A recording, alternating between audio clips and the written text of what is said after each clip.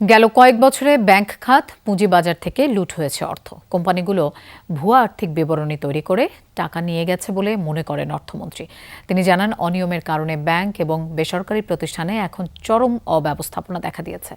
Fur সামিটে বক্তারা বলেন, garments খাতের অর্ধেকের বেশি কারখানা বন্ধের অন্যতম কারণ দুর্বল আর্থিক ব্যবস্থাপনা। ঈদ আনন্দ শতভাগ সার্থক করতে রাঁধুনি বিরিয়ানি, কাচ্চি ও হায়দ্রাবাদি বিরিয়ানি মশলা। টেকসই আর্থিক কাঠামো নিশ্চিত করতে দরকার সঠিক ও নির্ভুল আর্থিক প্রতিবেদন, কিন্তু নানা কারণে দেশের হিসাব ব্যবস্থায় আসেনি স্বচ্ছতা। সকালে রাজধানীর একটি হোটেলে ফাইন্যান্সিয়াল অ্যাকাউন্টিং অ্যান্ড রিপোর্টিং সামিটে নিরীক্ষা ব্যবস্থা শক্তিশালীকরণে উঠে আসে নানা সুপারিশ। বলা হয়, নিরীক্ষা মানের নৈতিকতা এবং গুণমান নিশ্চিতের বিকল্প নেই, কারণ হিসাব ব্যবস্থার দুর্বলতায় টিকে থাকতে পারেনি অনেক প্রতিষ্ঠান। ফ্যাব্রিকেটেড ফাইন্যান্সিয়াল রিপোর্ট করি, তার কনসিকুয়েন্স হচ্ছে আজ হোক কাল হোক সেই কোম্পানিটা ধ্বংস হয়ে যাবে।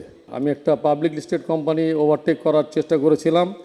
যখন ওর অ্যাকাউন্টিং নিলাম, দেখলাম তার অ্যাসেট লায়াবিলিটি মিসম্যাচ করে। স্বচ্ছ আর্থিক প্রতিবেদন ছাড়া টেকসই আর্থিক খাত ও সহজতা ব্যাংকের ঋণ নিশ্চিত করা সম্ভব নয়। গেল কয়েক বছরে ভেঙে পড়ে নিরীক্ষা ব্যবস্থা। ভুয়া প্রতিবেদন তৈরি করে ব্যাংক, পুঁজিবাজার, আর্থিক প্রতিষ্ঠান লুটপাট হয়েছে। নিয়ন্ত্রণের অভাবেই ঘটেছে এমন বিপর্যয়। সাধারণ বিনিয়োগকারীরা প্রতারিত হয়েছে। ভুয়া আর্থিক প্রতিবেদন দেখে হাজার হাজার মানুষ পুঁজিবাজারে টাকা হারিয়েছে। ভুয়া ভ্যালুয়েশন অথবা আর্থিক প্রতিবেদনের ভিত্তিতে ব্যাংক বড় বড় ঋণ দিয়েছে, পরে ঋণ খেলাপি হয়েছে, ব্যাংক পড়েছে সংকটে। অর্থমন্ত্রী প্রশ্ন তোলেন, ব্যাংক এবং বিভিন্ন কোম্পানি ভুয়া তথ্য দিয়ে অর্থ বের করে নিয়ে গেলেও নিরীক্ষা নিয়ন্ত্রক প্রতিষ্ঠানগুলোর ভূমিকা কি ছিল? অসত্য তথ্য দিয়ে সক্রিয় করা হয়েছে পুঁজিবাজারের দুর্বল কোম্পানি। আমি জানি না এফআরসি রোল বিগত দিনে কী ছিল।